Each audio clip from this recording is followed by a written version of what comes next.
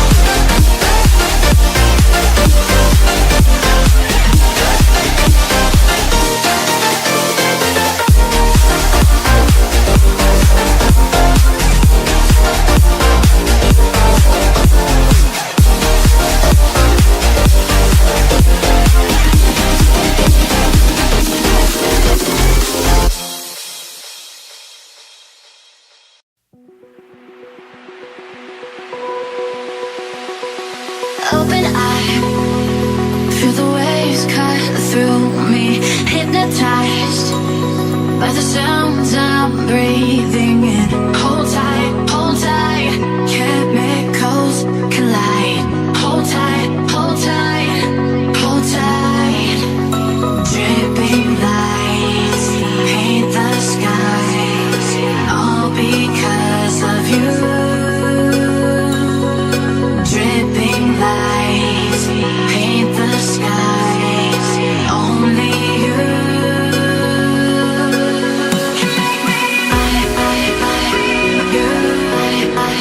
So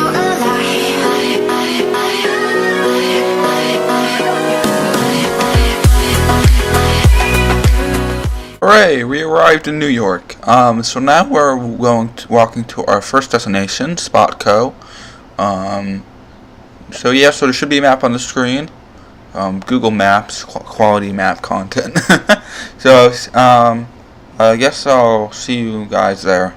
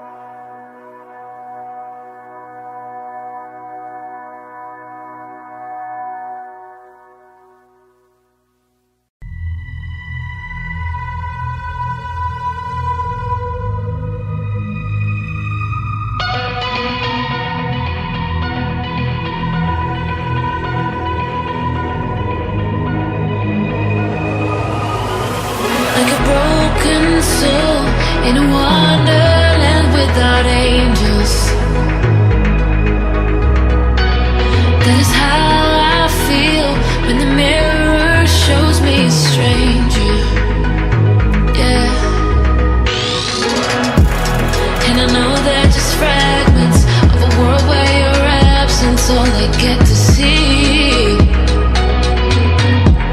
Take me back to the planet where you and I are still meant to be. 'Cause I'm incomplete when you ain't by my side, when you don't wake up next to me. Yeah, I'm incomplete. I need you here tonight to cover up these empty sheets. 'Cause I'm incomplete. Yeah, I'm incomplete. I'm incomplete. I need you here tonight to cover up these empty sheets. 'Cause I'm incomplete.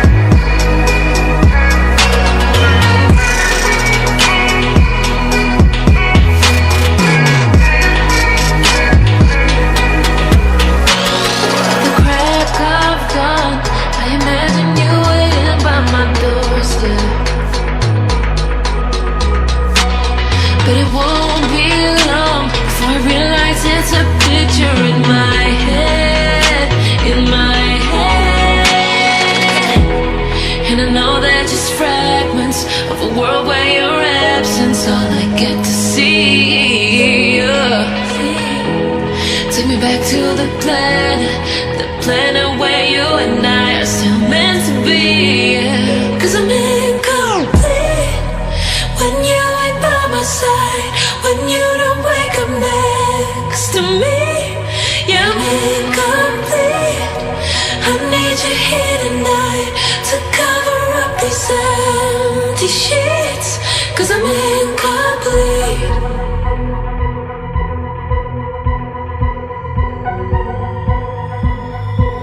'Cause I'm incomplete. I need you here tonight to cover up these empty sheets. 'Cause I'm incomplete.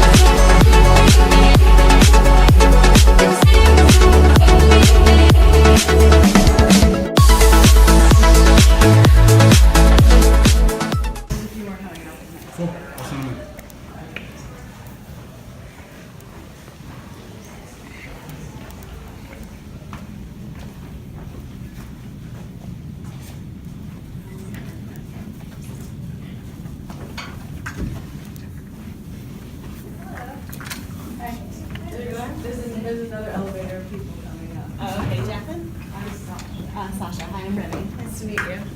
You guys, hi. You're good. You guys want any drinks? We have like soda, water, we have some chocolate back there. Nice galore. Ah, any refreshments? Oh, nice.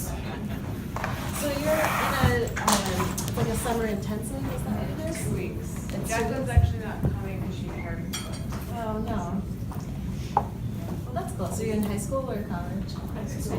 High school. Very cool. Have any of you ever been to a Broadway agency like this before or no? No? Are you spending the day going to different agencies? Is that? We're in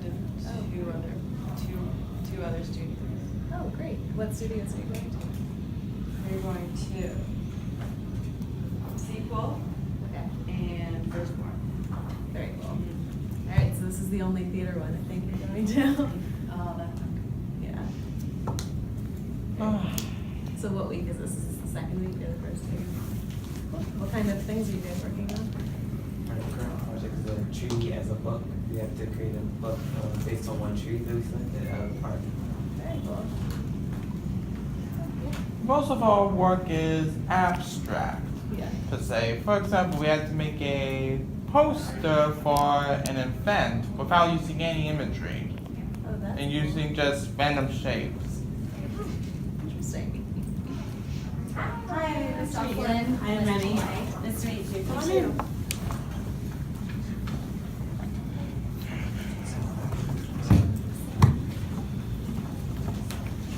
I feel like I'm in a press meeting.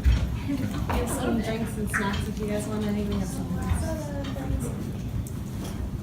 Water is not standing up. Is this it? Is it? Yeah, that's great. Well, welcome to Spotco. My name is Remy. I'm a designer here. I started working here about 3.5 years ago, so this is still sort of newish to me, but very excited to have you guys here. And I'm gonna kind of walk you through a little bit about how this company works and how designing for Broadway works in the first place. So a little bit about Spotco. We're a full-service agency, branding and marketing agency. So we do everything from designing the logos and designing the artwork for Broadway shows to buying spots, media buying for advertising. We buy spots in magazines and newspapers and billboards, and we make commercials and radio spots and all kinds of different things. And we sort of live throughout the life of the show, advertising the show until it closes or goes on tour. Sometimes we represent it on tour, but most of the time we just really focus on New York. Here's just a sort of example of some of the shows we've worked on. A little bit about the structure of the creative departments in this office, just since I know you're designers, so I'll give you a little background on that. The agency's sort of split in two. We have the creative departments and the sort of the business side of everything. So in the creative departments, we have the design department, which is what I'm a part of. We are the ones who create the logo and the artwork for the shows itself. We're sort of the first step in the whole process. Then we have the production department, which is they take basically what we design and turn it into anything that is print. So any magazine ads, newspaper ads, billboards, posters, bus sides, front of house, which is the front of the Broadway theater, then the playbill cover. Our digital department designs the websites and any kind of web ads, so any flash banners and any websites. Our copy department writes the tagline. They write blurbs for every show. They whenever a show opens, all the reviews pour in. They're the ones who read every review and pull out the quotes that they want to advertise.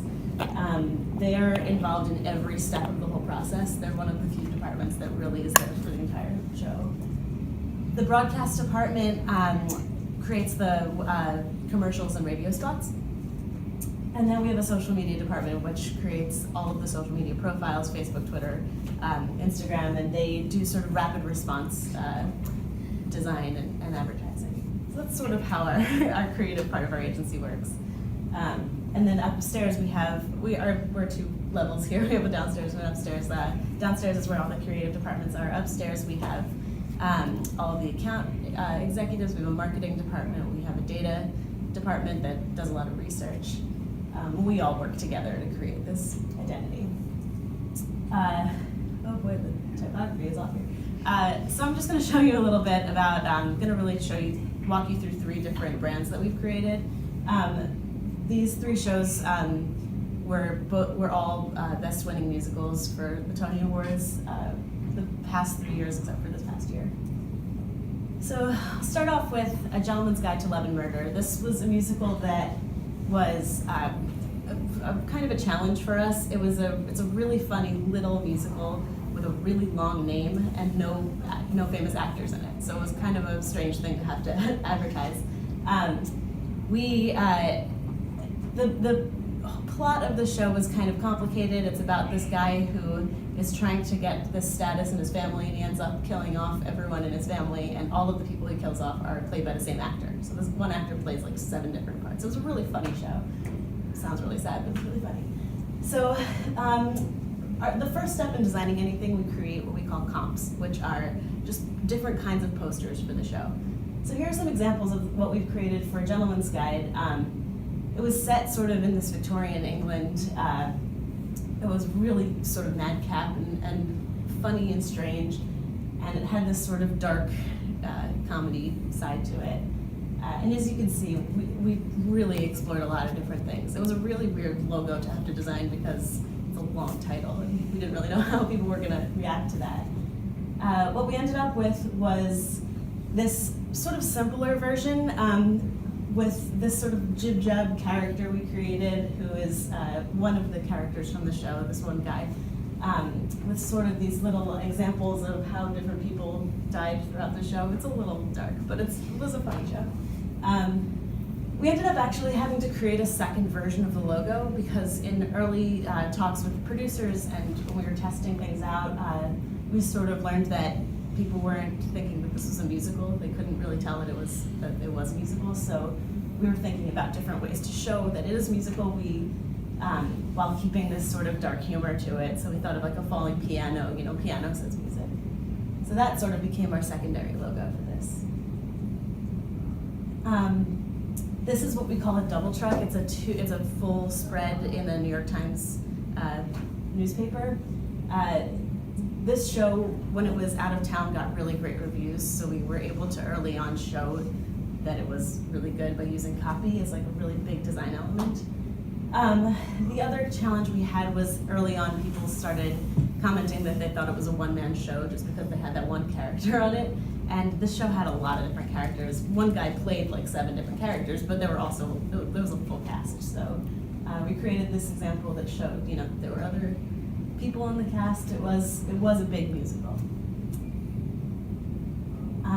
So once we land on the artwork for it, the production department goes to work and they create all kinds of different ads. I think this is in Columbus Circle. We had a whole wall of advertising for this. So then our broadcast department goes to work and creates commercials. So I'm going to show you a few commercials. This one was really early on in the run of the show. Before the show even opened, we didn't have any footage of the show itself to show to anybody. All we had was the artwork. So this was the first step, just using the identity that we started creating. I hope we have sound. Oh no, we don't have sound. Well, you can sort of see right now. We created this, identity, this guy dying in all kinds of hilarious ways. I know it's really sad to say. I really want to have sound for the rest of these, so hold on one second, let me see if I can fix this.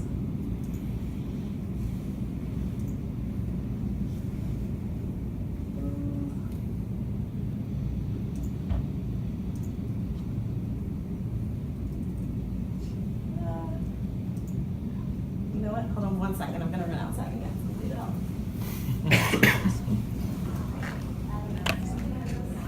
Oh, that looks interesting.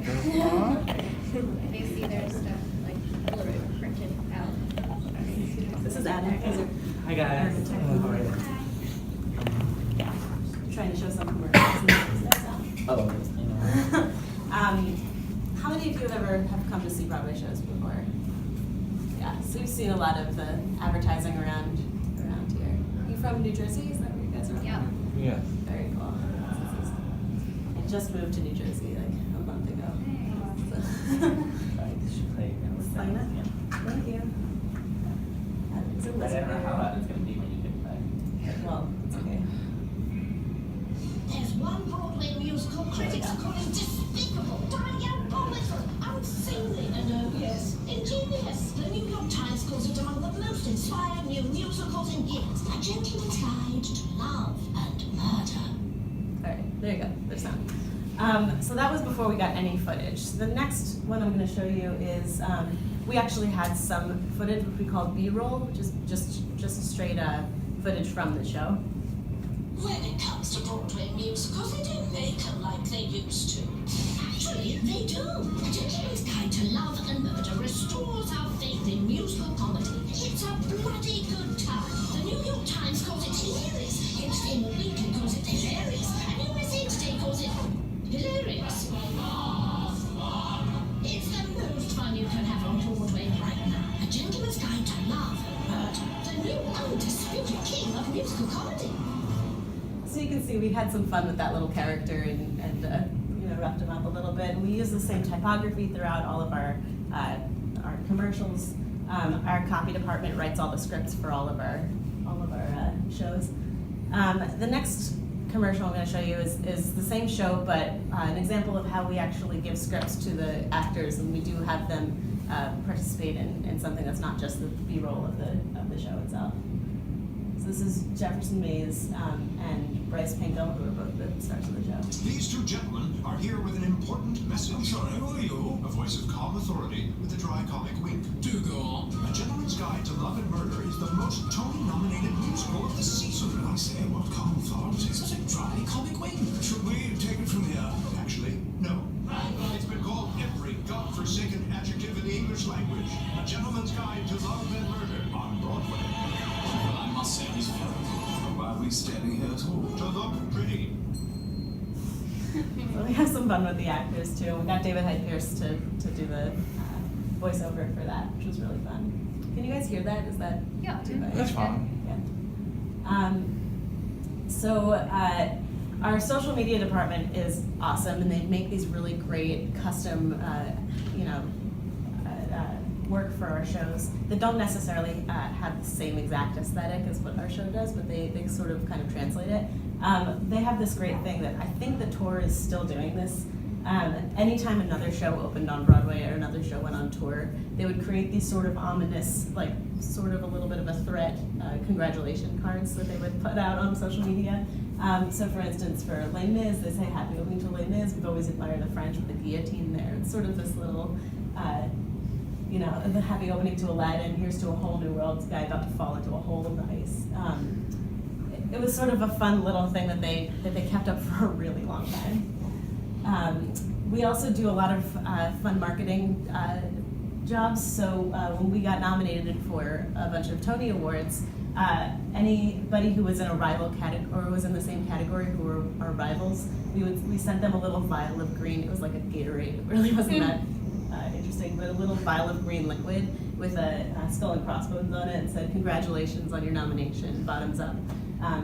So a little bit of a threat to them as well. And we didn't advertise this at all. We just sent it out to people, and they all took pictures of it. And that was Dule Hill, was another show at the time. He posted a picture of him opening up the bottle. So that was a really fun, sort of interesting way that we were marketing the show without actually buying space for that. These were really silly. I don't have, well, for the Grammy Awards, we did these little spots of the main character, of the guy who played all those different characters, singing bits of songs that were nominated for Grammy Awards. Because I'm all about that bass, no treble. I'm all about that bass, no treble. I'm all about that bass, no treble. I'm all about that bass, bass. This guy was so funny. He did a lot. I'm so fancy. You already He know. was so on board with this. We didn't even have to pitch it really hard. From LA to Tokyo, I'm so fancy. Can't you taste this gold? Remember my name. Out to go.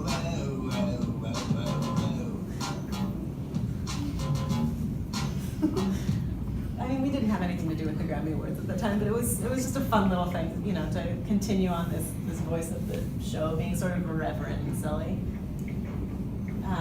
So that was Gentleman's Guide. Fun Home was the next year. It was to be the next Tony Award-winning musical, but it was, I don't know if any of you were able to see it, but it was a really great, really moving, dramatic musical based on the life of Alison Bechdel, who's a comic artist. She wrote this book called Fun Home about her life. It's a comic novel. You should really read it because it's amazing. But it's about her coming to terms when she was a kid with being gay, and her realizing her father was gay too, and this sort of this strange family relationship, which was an interesting premise for a musical, but so it was set in the 70s, and it's a really sort of sad story, but we didn't want the advertising to feel sad, so we created all of these different versions these were our comps for the show, these are the posters. We kind of brightened it up and had this sort of antique-y feeling to it. The character grows up in a funeral home that her father has created with all of these different antiques, and it's kind of a strange story, but it is based on a true story. We had a lot of fun with creating comps for this show, and what the client actually ended up with was something a little bit more simple, which was just a pure primary color scheme with the logo in the center. And again, this show had really great reviews off Broadway when it was at the Public Theater, so we used that as part of the original key art for this show. We made that sort of the texture of the background. And we sort of translated this and just kept this color scheme and this simple typography going throughout the whole show. So as you can see, this is what we call the front of house, which is the front of the theater, the marquee, anything on the front of the theater. This color, we really like to try to own certain colors on Broadway during seasons. So for this season, that color yellow, if that was anywhere, everyone knew that that was the Fun Home brand. And we created this alternate version of the logo you can see in the marquee over there with a filled-in roof and a chimney. So this was another commercial we did before we had any footage of the show, again, using sort of the visual identity that we created, but expanding upon it, using only shapes and things when we didn't really have assets to work with. One of the most acclaimed musicals in years comes to Broadway. Fun Home has inspired every single critic in New York and is already the winner of 5 awards for Best Musical. Get your tickets now to the groundbreaking and unforgettable Fun Home. So you can see we've sort of used all of these different shapes in ways that, I'm going to try and see if I can make the sound a little bit higher. It's not. Using those shapes and that color scheme and the typography and carrying that through with this. When we did get to use B-roll footage of the show, we actually were really lucky to be able to work with Alison Bechtel, the illustrator herself, and she did some custom illustrations for us. So that is the next one that we're going to show you. Welcome to a musical about a family that's nothing It's one like of the yours, custom illustrations and she did. exactly like yours. A musical about looking back and moving forward. A musical about making sense of our parents and ourselves. And your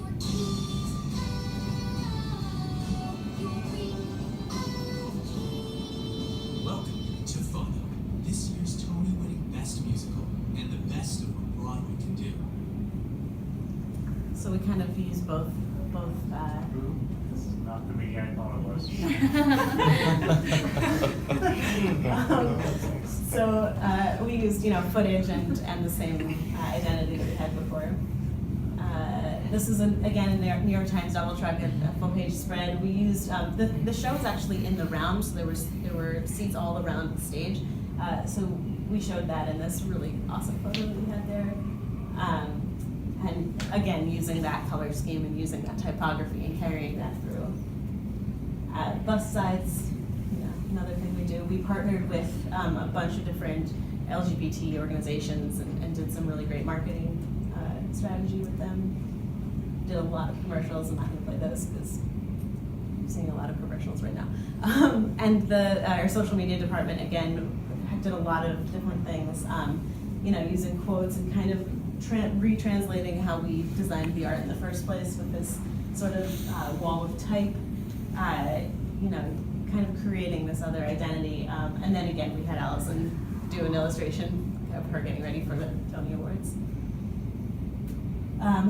There's this little show, I don't know if you might have heard of it, called Hamilton. So we started working on Hamilton when it was at the Public Theater. It was already, we knew what it was going to be. It really kind of surpassed everybody's expectations, but we knew it was going to be something special. So whenever we work on a show, we kind of think about it in 2 ways. We think about what we don't want people to walk away saying from it, and what we do want people to walk away saying from it. We call that the non-event and the event.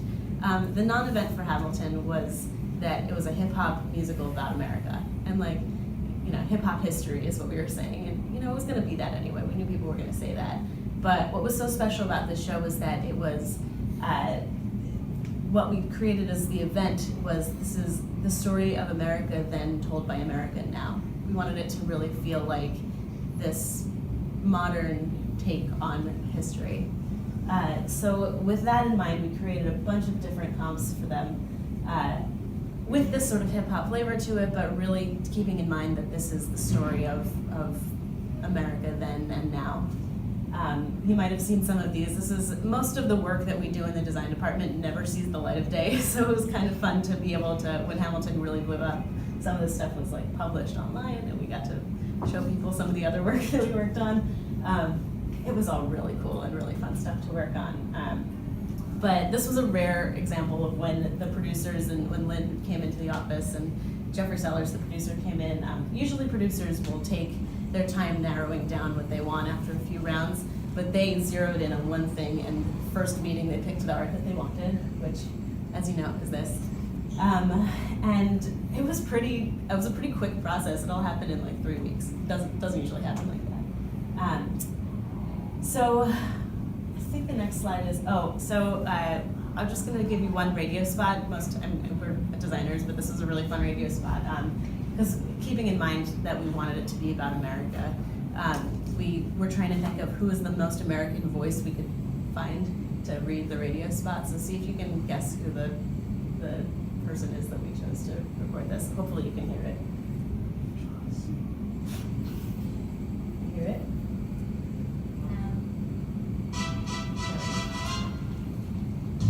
This is the sound of a nation becoming. The cry of tomorrow. A revolution, messy and miraculous.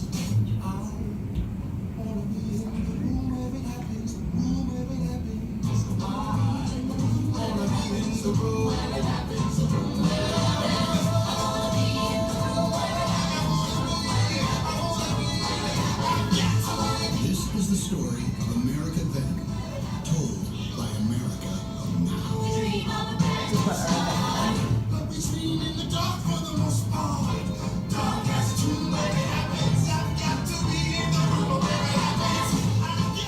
Anyone get a sense of who that was? Anyone guess? I don't know. Who's that? Tom Hanks.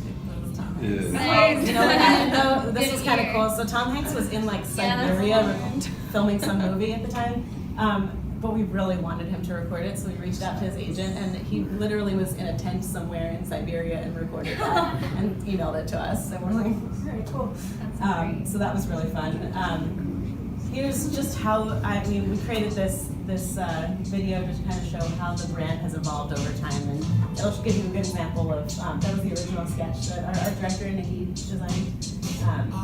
How the brand has really evolved. You know, we did all these different photo shoots.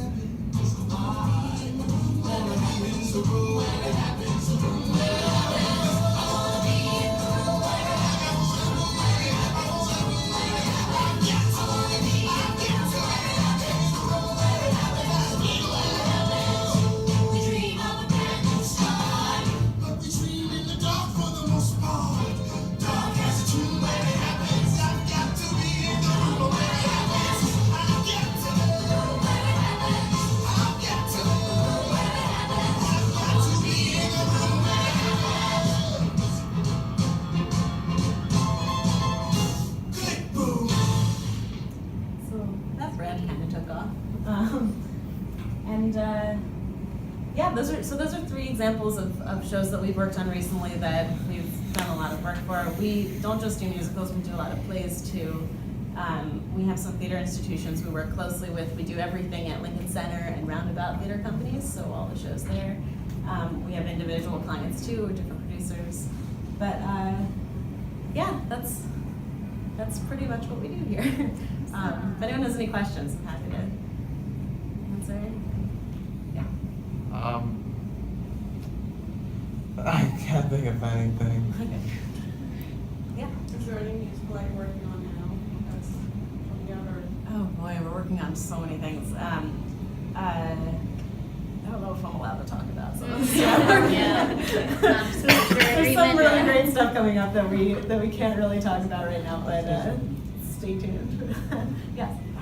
Besides Broadway posters, have you worked on movie posters as well, or just Broadway posters? So we're primarily a Broadway agency. We do some work with dance and opera, which we actually, one of the projects we're working on right now, we're rebranding the New York City Opera, which it was New York City's opera institution besides the Met. And it went bankrupt a few years ago. It has new ownership now, and it's starting to come back to life. And we got the opportunity to design its new complete brand identity. So that's one of the projects we're working on right now, which is outside of theater, but it's still entertainment. We do mostly live entertainment here.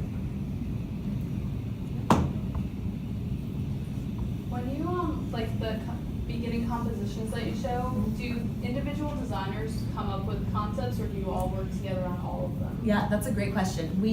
So our design department, we have 6 designers right now, and usually we'll work anywhere between 2 of us will work on a project to all of us will work together on a project. So we like to have a little bit of variety. We usually work individually, except for we have interns and we have freelancers who we will create ideas and have them comp them together and put them together. But mostly it's really a lot of creative freedom, which I really love about working here. And when it comes to comping, we do anywhere from maybe like 10, 12 to 30 comps per show to start off with. So we do create a lot of work. And like I said, most of that never sees the light of day, but it still is really fun, and it's a really creative process to start off with. And usually a producer will, pick maybe 3 or 4 of them to go forward, and we'll start, refining it and creating the art out of that. Yes. Do plays come to you? Like, do the Broadway plays come to you, or is it like your client is the theater? So we do a lot of plays too. Our client really are the producers of a show. So we have good relationships with a lot of different producers who work on shows, and they don't have a show every year. So sometimes like last year, a lot of our producers, 2 years ago when Hamilton was on Broadway, all of the producers we usually work with had shows. We had a very, very busy year. Last year, most of them took the year off to find new things, so we didn't have a very busy year, but it kind of comes and goes like that. The theaters themselves, there are only 41 Broadway theaters, so there's only a limited number of shows that can happen at a time on Broadway. We do have, there's a good thing to bring up here though. One of our clients does not use us as a design agency. He does a lot of plays. He's a movie producer out in Hollywood. He uses his people out in Hollywood to create the art, but then we take on all of the marketing and production design and all of that for him in New York City. So some shows we don't get to design for, but most of them we do.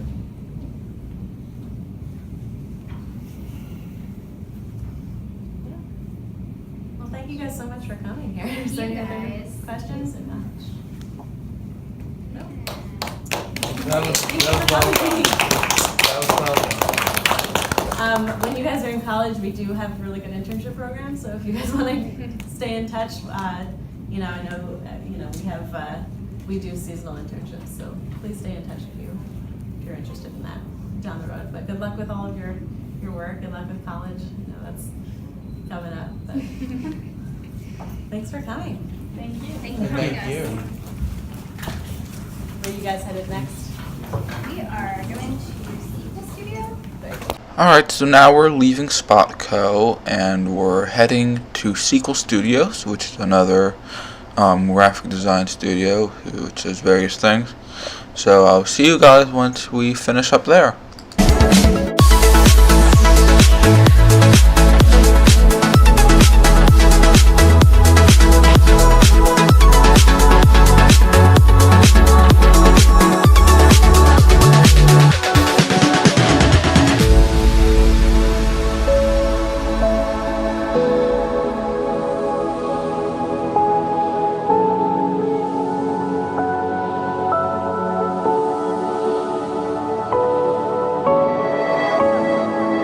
Bit by bit, creative imagination began to build a new art form.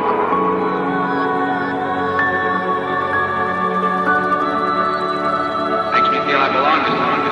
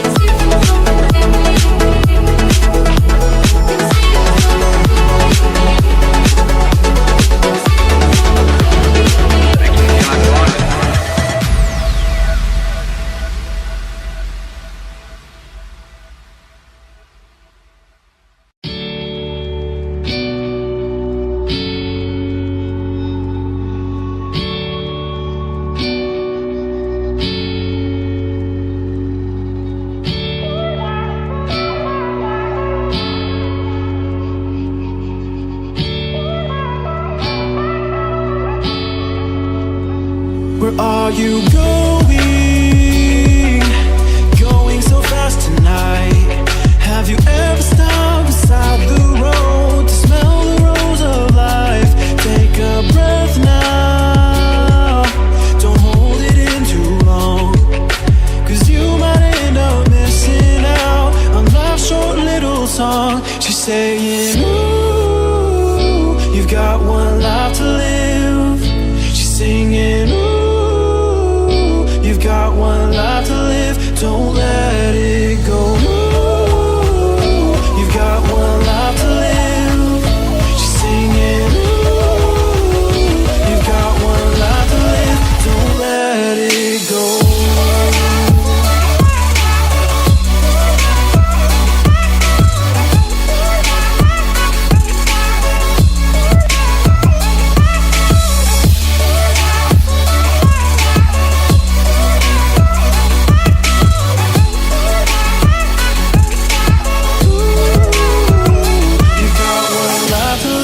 Don't let it go. You've got one life to live. Don't let it go. Can you let go? Let go of it all tonight. Or will you decide to push on through and ignore the words inside? Take a breath now.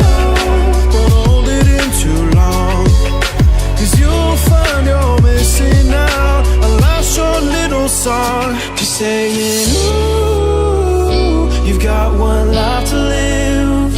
She's singing, ooh, you've got one life to live. Don't let it go. Ooh, you've got one life to live.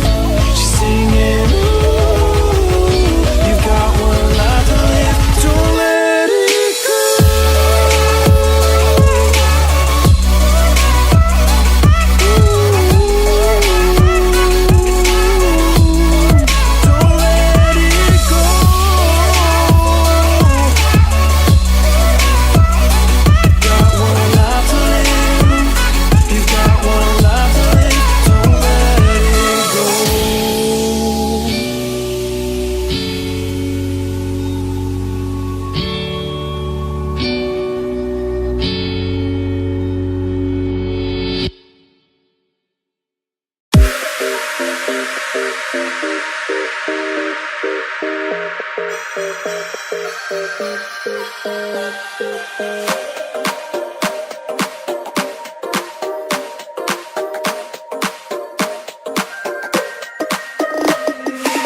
Inside lane, missing exits, glued to the pavement. Between the lines, I keep my gaze straight ahead as the last stop flies by. No more waiting for the gun to fire. No more walking through. Spark Cut 2, the sequel cut. So timing wise, what are you guys doing? Do you have to get out of here at a certain time or? No, actually 10 we're minutes? not, 11:30. Oh, okay, cool. So we have some time. You went to another. We're actually going to the tech director club. Oh my gosh. Yeah, and then we're going to the first one, studio. And you guys are high school? Seniors, juniors? We're all kind of becoming seniors. I just finished my junior year. Okay. Okay. It's summer, so. So just a quick introduction. I'm David Fan. I'm one of the creative directors here. I'm Dana Gonzalez, the other creative director here. And Alvon, I'm a designer. So I guess before we get started, we're just going to kind of take you through what we do, but also sort of take you through some of the branding process that we do. But also, I think we want to just ask you guys first off, sort of where you guys are coming at, just to make sure that it's relevant for you and sort of where you are in your studies. I mean, how much do you want us to go into the actual structure of like what branding means to us, or do you want us just to go like cut through that quickly and go more towards the process of the actual project itself, so you can see how from start to finish what the requirement was? Or do you just want to see projects? Yeah, do you want to just see design work? Like what would be more relevant? Very, very beginner. Yeah. Okay. This is a course that teaches more like formal design skills, not as conceptual. So, I mean, we're also, there's someone starting off. Right. So, you know, Okay. any and all information would be pretty Okay, well, if you guys, Anything easily digestible. so yeah, if you guys, your mind starts to wander, just pipe up and say, well, we know this, or it's whatever. Right. Just to give you a history of what we do, we're like a small, I guess what you call like boutique agency. We're about 20 plus people, and that includes full-time staff, but also contractors. So we employ strategists and writers and motion graphic artists, video artists, things like that. So the core team here is basically set up with principals, designers, and then project managers is pretty much the right. And a production team. And production team. So when we have to move stuff through to actual finish, so if it's a print job or it's a website, we have people here that basically construct the files. Other than that, everything else is done on a contract basis. So if you're, if we have motion graphics in a project, we'll outsource or contract out either people that work for us or agencies that specifically do that. Okay. And again, I think just to start, depending on what kind of graphic design you want to go into, there's all sorts of different levels, and people sort of gravitate once you kind of, the whole point is you kind of get your hands deep into things that you sort of like, and then you kind of gravitate towards, oh, you know what, I like to do sort of magazine layouts more, Right. or I want to just, I like working on icons, or I have an illustrative aspect to my work, so it suits more of like logo development or something. Or, I like packaging design.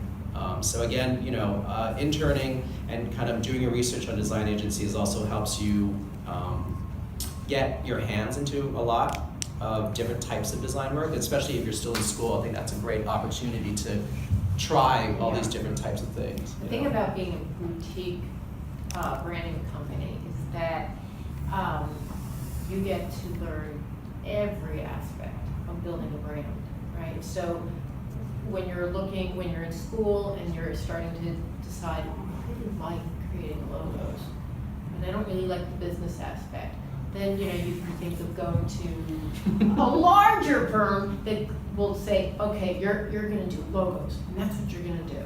Here we do everything. So it's almost like we all have business degrees after a while, because you have to learn the business side just as much as the design side, because everything that we do has a story. And it has to be not our story, but the business's story. Yeah, and I think that's what the applied means in applied arts, because design, like any other art form, is extremely subjective. So based on aesthetics and style and the way you kind of look at something, you can sort of say, and you can critique it from that point of view, but what you really have to keep in mind, especially with something like branding, is that the applied aspect is that there has to be some sort of objective. And in our case, it's a business or communications objective.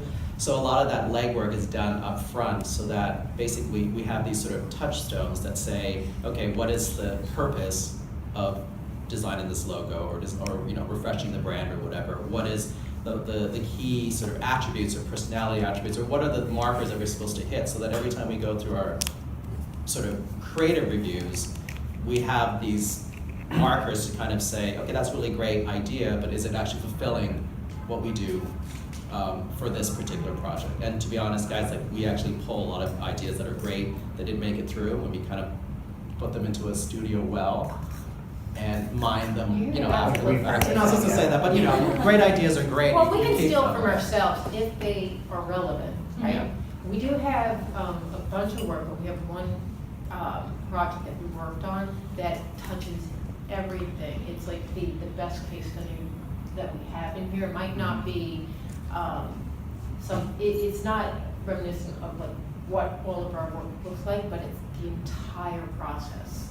Yeah, so we thought it would be a good example for you guys. So just to finish up what Dana was saying about the spectrum of agencies, some people prefer to work for a larger agency because A, they have the clout, they get larger clientele or larger branding programs.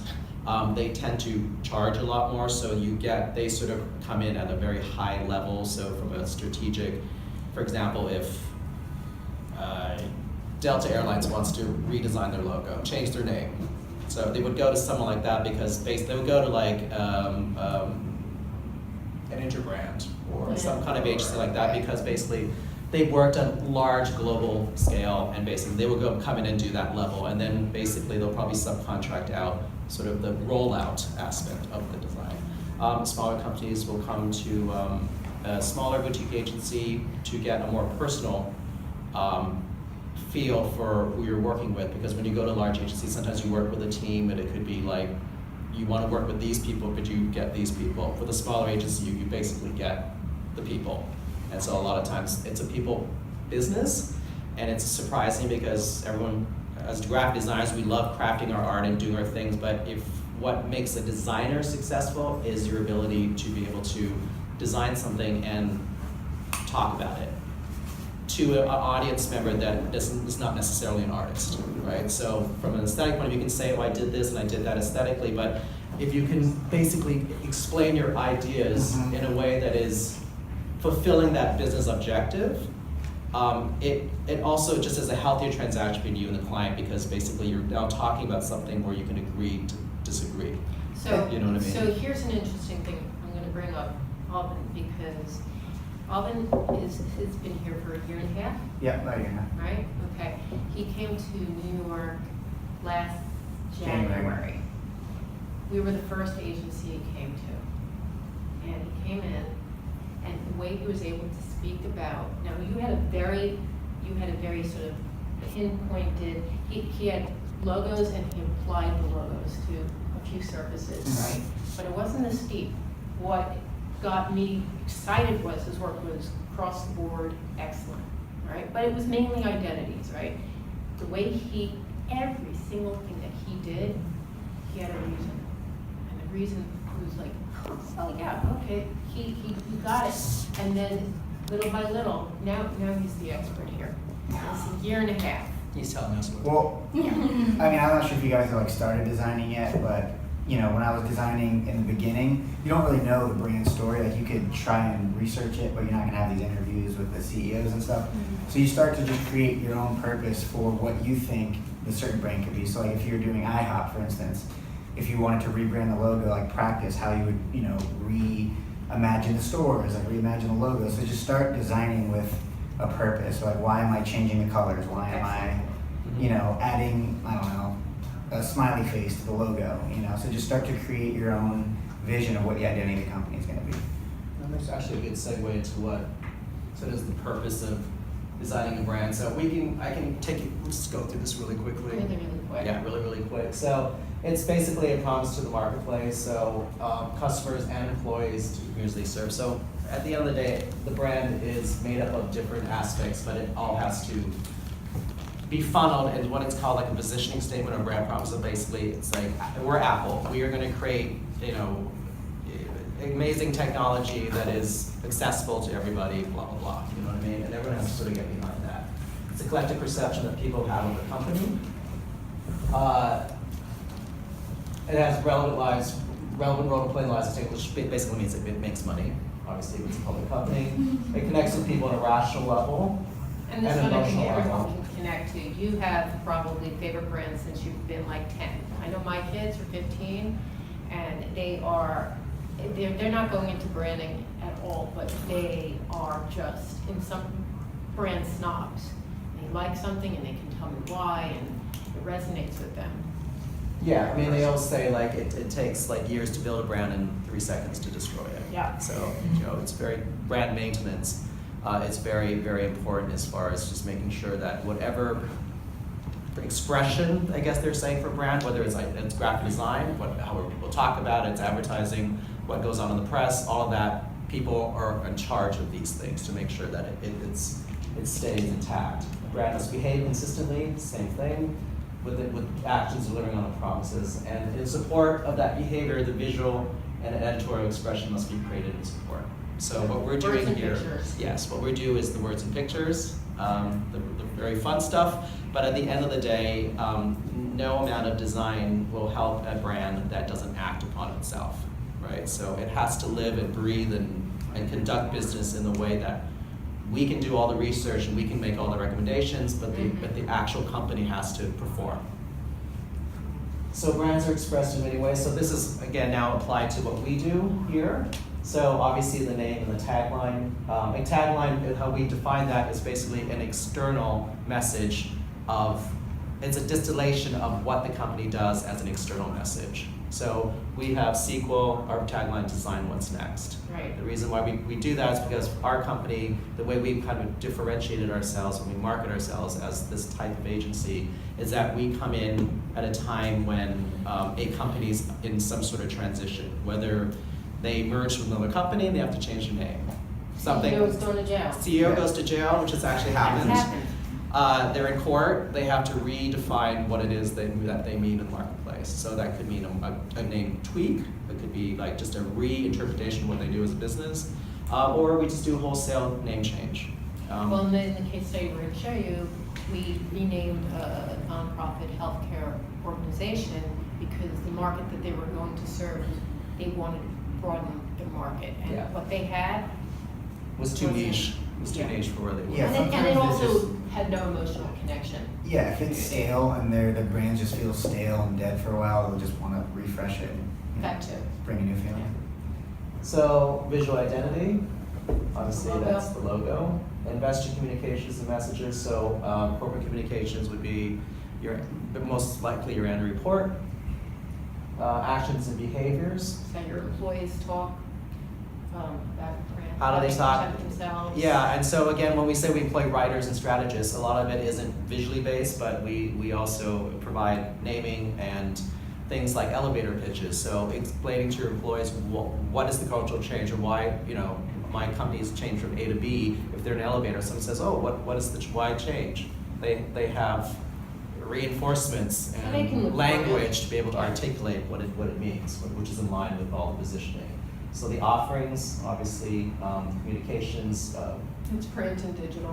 digital experience, and then branded environments like trade shows, signage, interiors, things like that. Interiors of banks that you probably know, like Investors Bank in New Jersey, we did that. We didn't do the complete rollout, so if there's some bad posters in there. We did not do that. But we did the logo and the look and feel, the words, and then they had an internal design team. Right. So we have this thing we call Vibe, which is visual identity of basic elements, and it's something that one of our principals has taken from.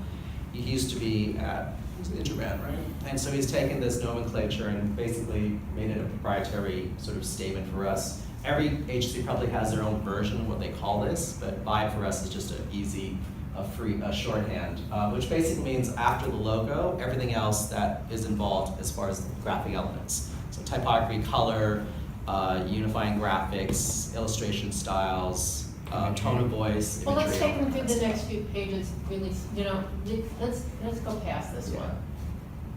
So, for example, logo, No, obviously. no. What, you want to go back? So, well, now you gave this one away. Yeah. What are the parts? This is the logo. Yeah. The next I one. think this one's pretty obvious. That one. And sad. Well, they're pretty young though. How old was everybody? Okay, but you knew what this was, right? Exactly, they were That's right. All right, so yes, this was a minor figure in American history. That was their logo. Obviously, the representation of the icon derives from obviously the name Obama.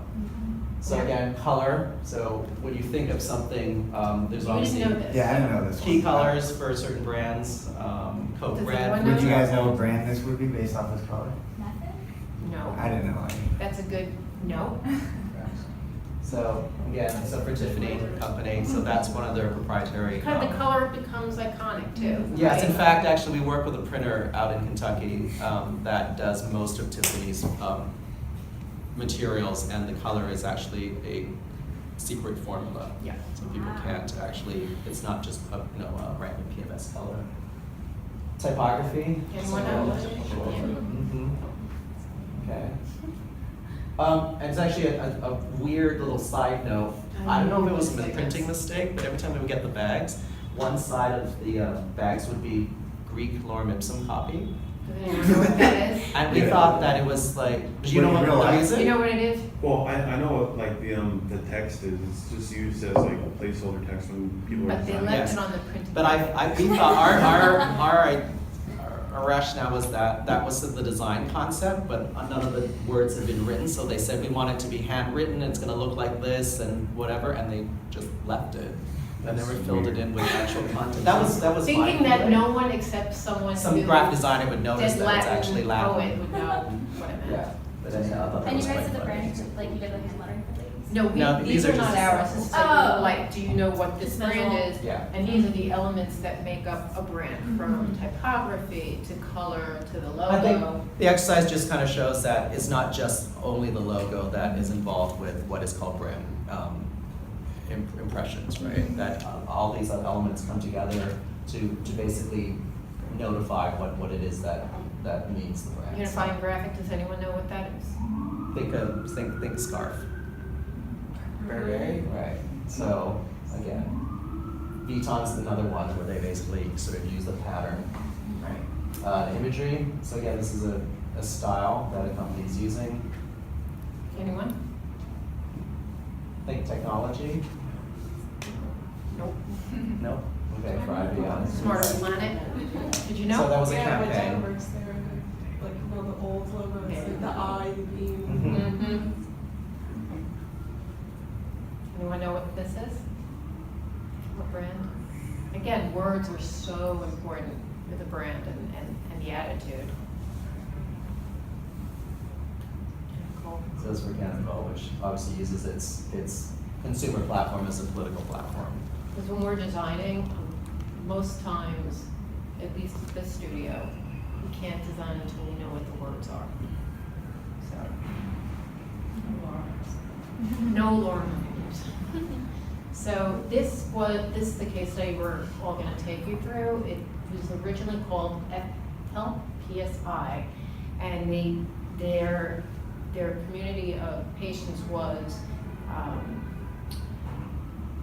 inner city, but below the radar. People who had just gotten out of jail, drug addicts, and they wanted to become more approachable, and a place where people of all walks of life would go to their clinics. They had clinics in the Bronx and in Brooklyn and Staten Island, where everyone would feel. Yeah, I mean, this wasn't my account, so do correct me if I'm wrong, but I believe that it was Help PSI came from two different organizations, and they melded their works together. One of the organizations was specifically concentrating on HIV care, but Yes. HIV care for people who are below poverty level, so people that were either in the homeless shelters or actually homeless, they were able to get care administered to them through these clinics. This came out of the AIDS crisis in the Yes. 80s. And what I think the mandate was is that they were expanding as a more holistic healthcare service provider. So they felt that one of the things that wasn't working is that basically people would come in for a very specific treatment, but there were other things there that they could offer them that if you were getting the treatment holistically to deal with your mental illness and your HIV status, it would just make for better care. So what the organization was going to do is expand their offerings to be a much fuller offering of clinical More than service. basically all of us can perceive. So they would have dental, they would have mental health, they would have all kinds of counseling. So it was this rich, holistic. Yeah. So during the research, what we went through, basically they were saying that Help PSI from an equity point of view had no, it didn't help bring or propel that story forward. So there was not enough connection to these organizations' names that actually would be beneficial moving forward. It also there was nothing to hang your hat on that name. It's Help PSI. There's no emotional feeling for that, or optimistic feeling when and also the color. Most profits were in the healthcare industry use a lot of red. So it also looked like a lot of what was in the marketplace to begin with. So I think that the name is next on the next slide, right? Goes to the next slide. Just go to the next slide. All right, here we go.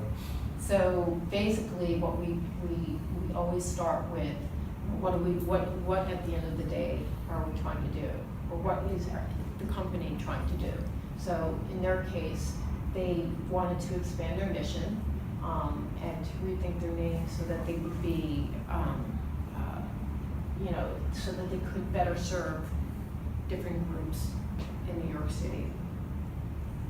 And So the name, from that. yeah, so around the name Brightpoint Health, we developed a logo and visual identity that captured the warmth and humanity of a group that cares for thousands of patients in underserved communities. So again, what we're saying is expanding that reach of connecting to more than just that sort of niche market of patients.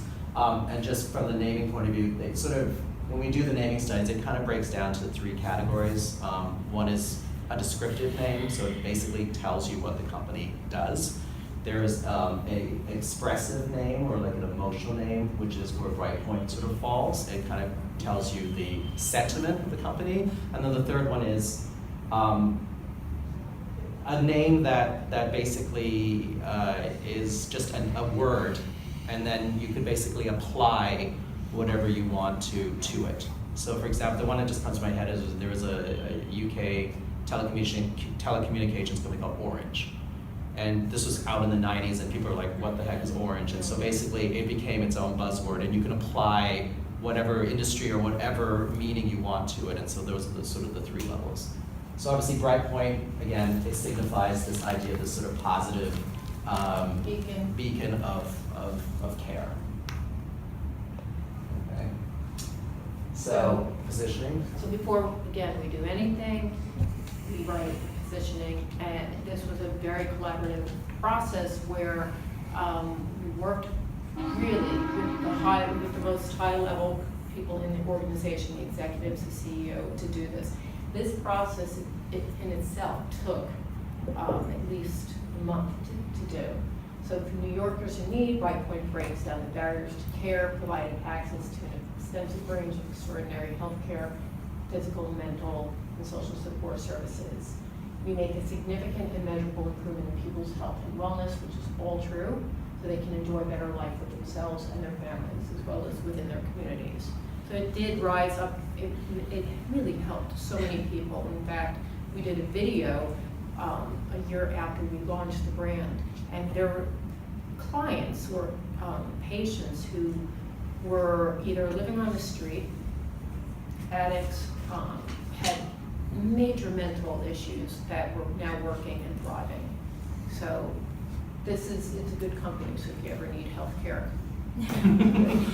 So yeah, just to what Dana was saying as well, that month in some projects actually is quite fast, because sometimes it takes months to go through it, and it could be interviews with employees or executives, it could be focus groups, so it could be people that would participate in that business and basically run these focus group testings to kind of show them names, what did those names mean to them, what, you know, and so they kind of garner all this information. The strategists basically come back with the recommendations to the client saying this is sort of how we distilled it down. And again, this is a great blueprint so that when we go through the visual exercise, that we have these anchor points, so that it's always going back to the positioning and saying, is it answering this question or is it fulfilling this need? And then, so brand attributes are the personality traits, and every brand, it's almost like a person. So you want to sort of create these words, and you can start to see from here that this is now sort of, it's helping you, like if you started your branding process of visualizing logos or ideas, you would start to sort of delve from these words, right? Yeah, it guides your design direction. Yeah, I mean, we weren't going to do anything in black, right? We were It'll going be to friendly black. It'd be friendly black. So, yeah, so basically what we're showing you here are some of the initial ideas that we presented to the client as far as logo ideas. And in order to present logos, we normally, I think 99% of the time, we normally put the logos in context. So we design exhibits around the logo so that you can, so that the client can start to see how it sort of lives and breathes, so they can get a sense of, oh, I get it, you know, I get how this is going to work.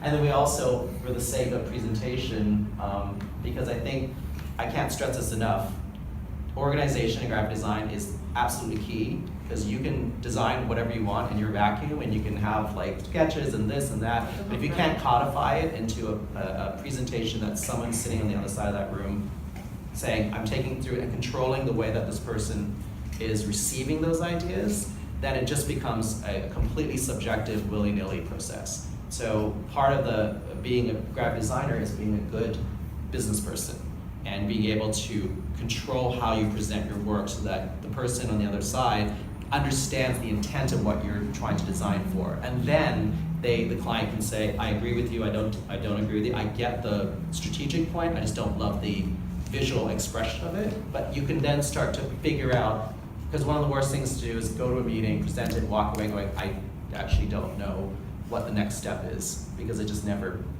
got solidified. You know what I mean? So anyhow, having said that, we sort of codify each of the ideas into like sort of a little title. Sometimes we make little commercials and setups for them so that people can understand what the point of the idea is. So this one's called the Elements of Health.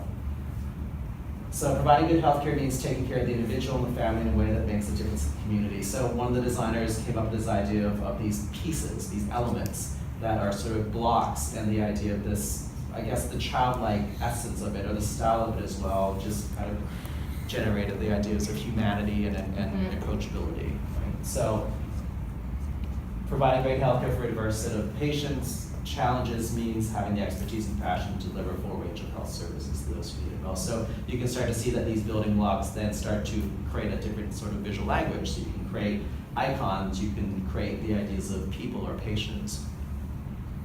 And so it becomes part of the identity itself. So you can start to see how these elements, again, all the different pieces, the roundness of the typography, the gray, light gray of the type color, the watercolor effect, and the sort of more organic shapes kind of creates this idea of approachability, humanistic. But it was about a diverse community of patients coming together. And, you know, it looks good, but there was a story behind it, right? And it's a simple story. And a lot of times, you know, those are the best stories. And also, we do an audit of competitors within the sector. So again, we're always basing, putting this against those competitors' logos to say, is green too dominant in the field? Is there too much yellow in the field? Whatever it is, so that also informs how the colorway is. So again, we put together just these brief exhibits that are obviously applicable to this client. So name badges, T-shirts, campaign buttons. But then again, you can see how the identity can come to life. And then we, again, depending on what's relevant, they actually do have vans that drive around the city. Big vans, well, they have little vans too. Right. Waiting room. Well, this is where I think learning Photoshop is just, it's amazing how much over the last like 20 years when we started doing what we were doing, a lot of the stuff, we would have to go in with sketches, like in the old days. Like, so we'd either hire an artist to just take markers and sketch it up for us, or we would do a lot of hand waving and just kind of explain what things are. But now with Photoshop, a lot of times, this isn't finished art, but we do a lot of comping work in Photoshop. So it almost looks finished though, and I remember when I was in college and design school, I worked throughout the night because you make one mistake, you have to start all over. This is God's luck. But yeah, so again, I think clients are now expecting, or they're sophisticated enough to understand that a lot of these things can be done. So a lot of times the presentations, this level of presentation is expected. And again, the team put together posters, put them in situations so that you can get a sense of not only the look and feel, again, how the secondary graphics sort of works as a pattern, but then how to incorporate language and tone of voice into the campaign as well. All right, so the option 2 was the right stuff. And this was basically, we're bringing a sense of security and caring and love to the process, right? So there's the art and the shield. So care plus strength, right? Right, care plus strength. So that was how we got to this logo, right? So it's a combination of caring and a safe, protective environment. So as you can see, this one has different colors, but we're using the same. This is what we do for almost every one of our clients. This is the template we use. Just apply different touch points. So this one probably approaches it in a more personal way by using patients' testimonials, right? So it's right, and elevating them to hero status, being embraced by the heart and the shield. And then transformation was the third idea. So maintaining your health is a journey over time, and we use the origami, because this process, very meticulous process, taking care, and what these people was a process, right? So that was the idea of, you know, once you create something and make something, it can thrive. Well, it's also, I think, it talked to the multifaceted level of care, so the different types of origami creates different shapes because each client sort of demands a certain kind of organization of care.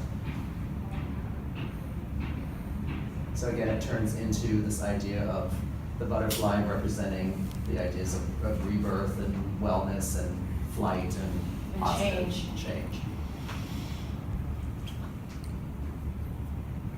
So again, from a principal colors, they have some secondary colors and how that works on different materials.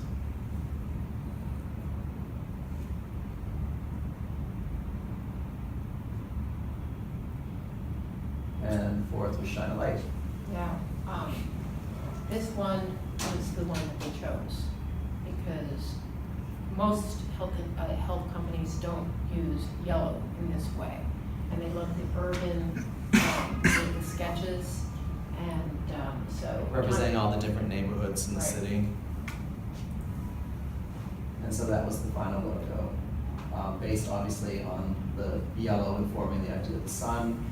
And this was a studio exercise. I think we went through. Yeah. The wall was just covered with different renditions and icons and interpretations, and we all kind of got involved, right, at that point. This was a huge project for us. It was the first nonprofit healthcare company we ever worked on.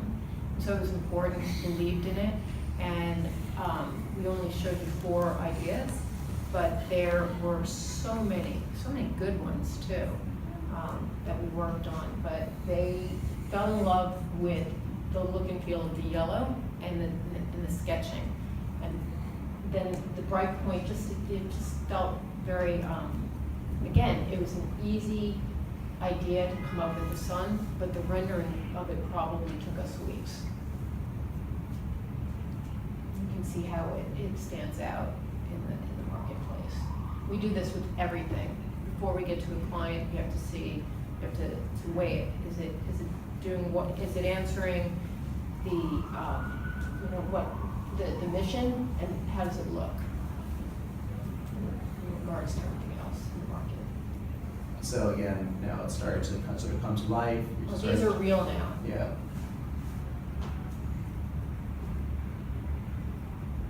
Well, that's your Wallet Hero campaign, right?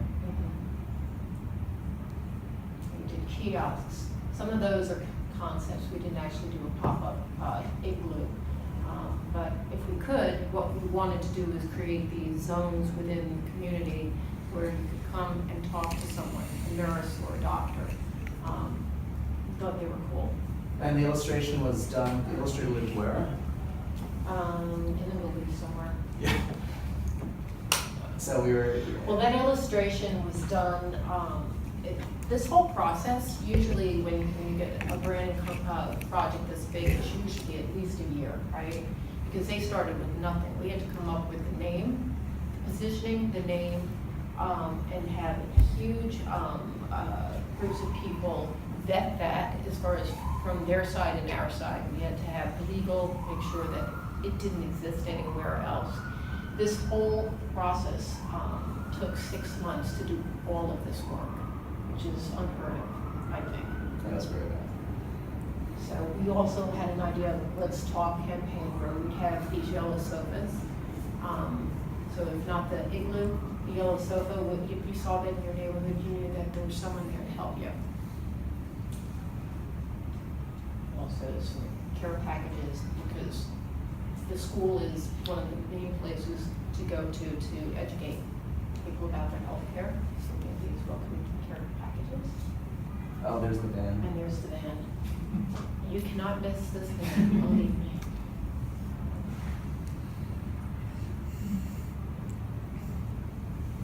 They actually made this shirt. Yeah, I mean umbrellas and all sorts of stuff. So. And then a large part of the engagement and assignment was to revamp the website, or at this point, I think in this particular instance, is create this website for this client, which again is its own set of parameters. I'm not sure if you guys are, the assumption is that you're more into digital design than print. I think print they were sort of saying a few years ago that print was sort of dying out, but it's still pretty strong. But there's obviously a lot of digital components. A lot of people we talk to are sort of going in a lot into user experience as well, to sort of understand the behaviors of how websites work. And obviously this industry is changing a lot because the technology changes, right? And it's happening at such a much more faster rate than we've seen for other things. But obviously it's a huge component. But we do it all here. We do everything from just strategy, and where we'll never actually even design anything, to all of the touch points that we've taken you through. So it's fun to work in a boutique firm compared to, again, if you went over to Pentagram, which is great, nothing bad to say, but you will work with a team, and you will work possibly on an assignment for a year or two. And that's how it is. Here we work on maybe 3 to 4, maybe even more projects at a time in all different kinds of levels. Businesses too. So even though Alvin joined us just a year and a half ago, his hand has been put into almost every aspect of every project. So you kind of get a good learning experience from that. And there's a lot of benefits. So like if you see each direction was like a little different or strongly different, a strong point of view. It could be because there's 4 different designers working on it, which is good because the client's going to want 4 strong, different, approaches to their new brand. And another thing I just want to note when you're starting out is to be able to accept criticism, because it's going to happen, and maybe your direction's not chosen. And in the beginning, giving feedback feels uncomfortable, and taking feedback feels uncomfortable. So when you start going to your design classes and getting your critiques, just be open to that and just get comfortable with Great thing. Collaboration is because it's more key of to your be designs are going to be cry in the bathroom, or that too. Oh, stop. But yeah, I think I would say that judging by the freelancers and consultants that come in through this studio, I think one of the big things that we have that's a little rare, and I've worked at a lot of studios, is how collaborative we actually are as designers. We all work, and obviously we come up with our ideas, we present them, we critique them internally, whatever decides. We usually show between 3 and 5 logos, for example, in this kind of project. But it's a completely collaborative type of environment, and in the sense that, especially Dana and I, we've been working together for a very long time, you kind of get to understand the strengths of who you are as a designer and what you're better suited for. For example, Alvin's a fantastic renderer, so to take ideas and sketches and actually vectorize them he's just an expert at it. And a lot of times it just instinctually falls on a designer in this studio to just sort of take on that aspect of the project. Somebody's really good at collateral, like I'd probably take on more of that kind of stuff. So once the logo's done and it has to go into like redesigning all the templates for the brochures and all the posters and everything, that's sort of my forte. Because I come from a packaging background as well, so the idea of like formatting everything into different SKUs or boxes or shapes is something that I just enjoy doing. A lot of times with agencies though, I would say, and when you guys get out there, it'd be interesting for you to kind of make that reference, is that most agencies, for example, if 5 of you guys worked on this project, like say yours was picked, you run with it then. It's automatically yours and you own it. And a lot of times designers they're bred to be like, okay, this is mine, and it's my work, and but at the end of the day, it's applied art, right? So you're applying this towards an objective. And so anything that the studio can do to help make that objective better, like to make it fulfill that objective better in our minds, makes that piece that much better. And so as a studio, we own it as a group of people. And so it's hard because it's a very personal thing, graphic design, and it's hard to sort of see your work. We had a designer who was a website designer, and she would design it and then basically just cringe as soon as she released the files to the client, because they would basically take it and then you go on the site and you'd sort of see month after month how it just sort of gets whittled down. And I think that it's a fact of life, because it's do your website and frame it in your house then, you know what I mean? Like it literally is, and it's something it's beyond your control. Obviously, if we're engaged with a client to do maintenance, we can control the principles of the design better, but at a large time for companies, we do the logo, design the kit of parts. We write guidelines, which is probably on the branding side, it's like the really boring end of what we like to do, but I actually like to do it. But it's basically codifying everything, giving them the rules, saying this is what you can, you cannot do, showing examples, and we call those brand guidelines or style guides. And then handing it over to them. And sometimes they have an internal team that just takes it and they interpret it the way they do it, right? And just one other thing on the spectrum of agencies. So there's this collaboration on working for a small agency, there's working for a large agency, but probably being more of a little bit more of a cog, like here's your assignment, this is what you're gonna do. The other end of the spectrum is going to an art department. So joining Coach or joining Apple. And so, going to a company that you really admire what they do, or, for example, I've got a friend who worked for, it depends, we had a friend who worked for Starwood Hotels. So, because they own a bunch of different properties, the idea was that, you could work on Hilton and W hotels, or the way it's structured, you could just be working on W hotels, and that's your entire job. So sometimes some other designers, they like that. They just like the consistency of developing one brand and just going with it, or for example, working on a magazine. So again, if you really enjoy the magazine, enjoy the design aspect of it, but you're basically month after month or whatever it's published, we're working on the same thing. And so you just sort of tap into your personal sort of how you will want to work. You know what I mean? Because there's a lot of range of design options out there. But the more you know what you want to do, the better I think it is for you when you search for it. You'll be a little bit more, you'll be able to pinpoint more of what you'd like to do. So again, as we said at the beginning, the more opportunities you have in school to try out certain classes, try out certain types of designs, do it. Also try to This is the intern. time to do it now. Try to intern in between, every year.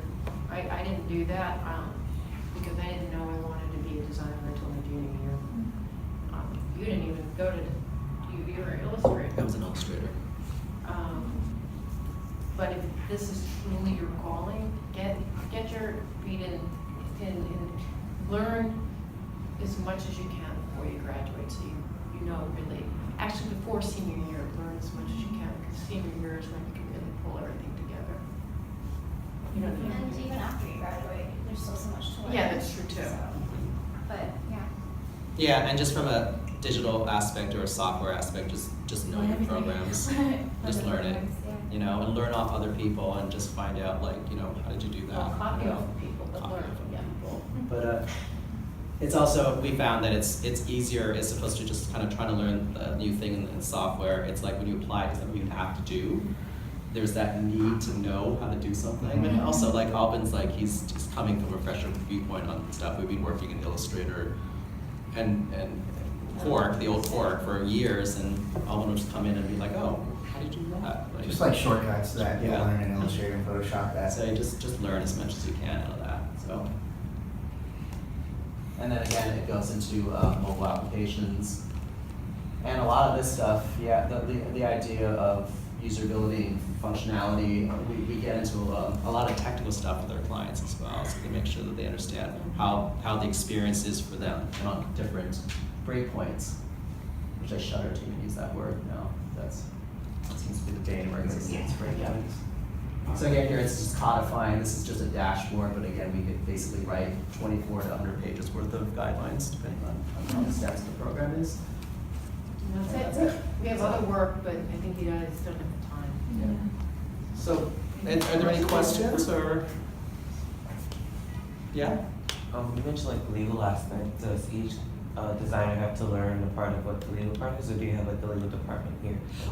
We do, what we offer our clients is we're working on branding a pharmaceutical company in Long Island right now, and so we had a kickoff with them last week, and basically we said that we do a cursory search.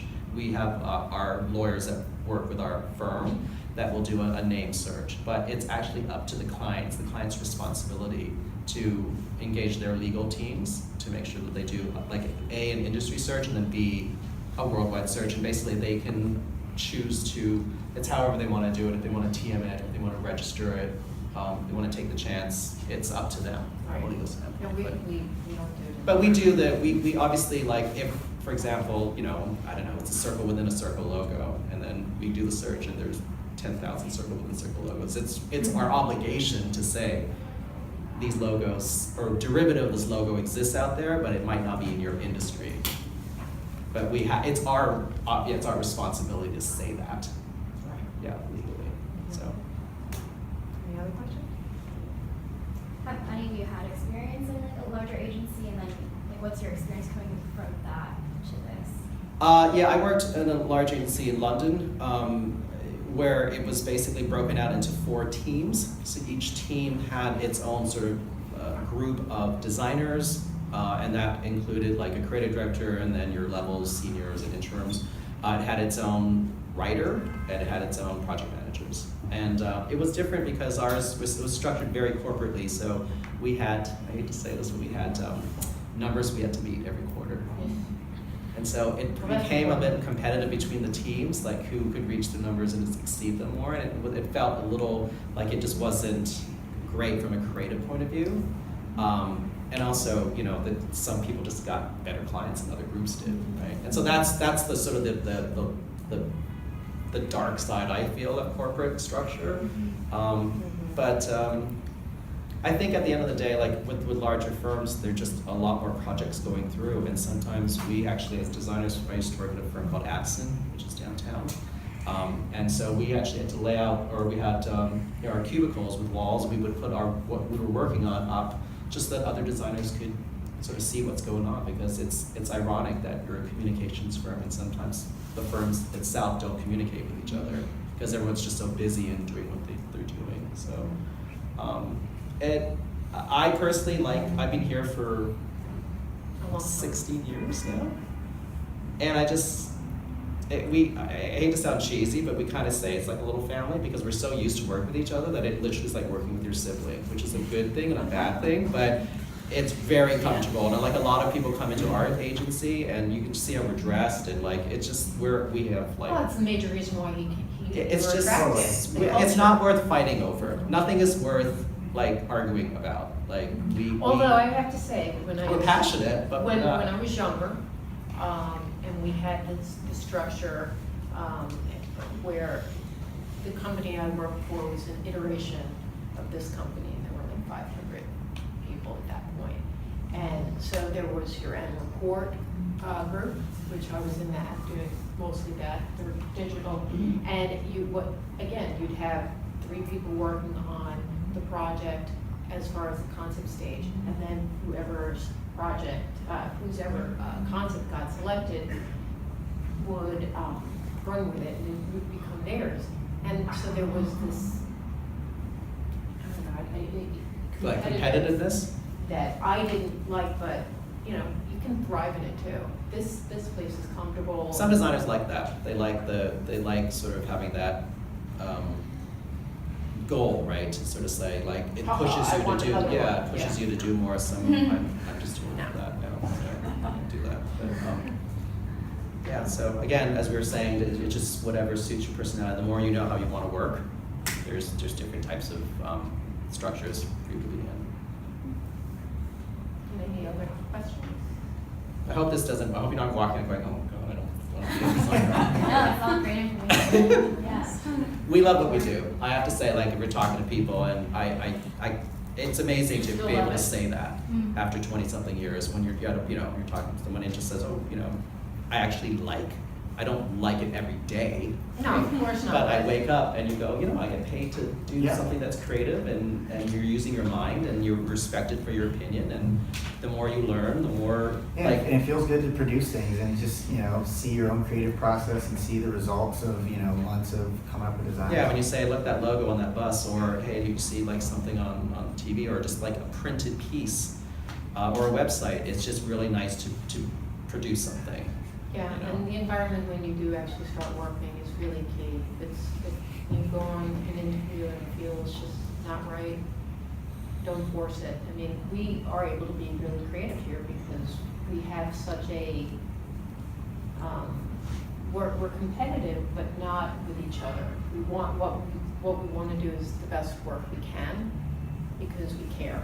But it's not because I want to like outdo David or I'm all gonna, be like, queen. No, not the way.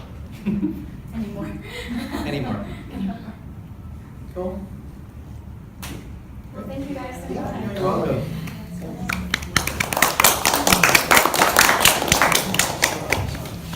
Go for the design. Alright, so that's it. No, it isn't. So I have to split this video up into 2 parts, because otherwise this would be like almost 3-hour long video. So the next part we'll continue on our journey throughout New York City. We'll be going to another studio. Actually, let's do this in order. We'll be going to lunch. We will be going to exhibition, another studio, and then heading back home to New Jersey. So I'll see you guys in the next part of this video. Bye!